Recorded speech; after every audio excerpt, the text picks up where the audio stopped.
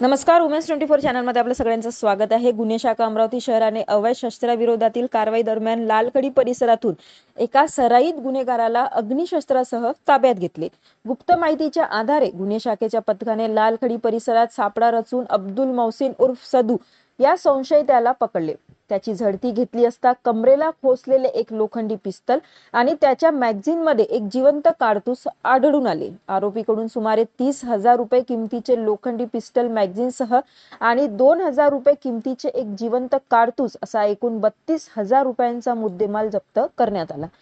पुढील कायदेशीर कारवाईसाठी आरोपी व जप्त मुद्देमाल नागपुरी गेट पोलीस ठाण्याच्या ताब्यात देण्यात आला. अटक करण्यात आलेला आरोपी अब्दुल मौसिन उर्फ सदू अब्दुल रौफ, वय वर्ष 29, व्यवसाय ड्रायव्हर, राहणार बिस्मिल्ला नगर, लालखडी, अमरावती असा आहे. ही कारवाई पोलीस आयुक्त राकेश ओला, पोलीस उप आयुक्त यशवंत सोळंके, पोलीस उप आयुक्त मुख्यालय प्रांजली सोनावणे, सहाय्यक पोलीस आयुक्त कैलास पुणकर आणि निलेश ब्राह्मणे यांच्या मार्गदर्शनाखाली करण्यात आली. कारवाईत पोलीस निरीक्षक दिनेश दहातोंडे, पोलीस निरीक्षक अतुल वर, सहाय्यक पोलीस निरीक्षक मनीष वाकोडे, दशरथ आडे, सहाय्यक पोलीस उपनिरीक्षक फिरोज खान, पोलीस हवालदार संभाजी केंद्रे, मंगेश लोखंडे, पोलीस नाईक सचिन भोयर तसेच पोलीस अंमलदार रणजित गावंडे, सागर ठाकरे, नरेश मोहरील, सूरज चव्हाण, निखिल गेडाम, चालक चेतन शर्मा आणि प्रभात पोकळे यांनी सहभाग घेतला.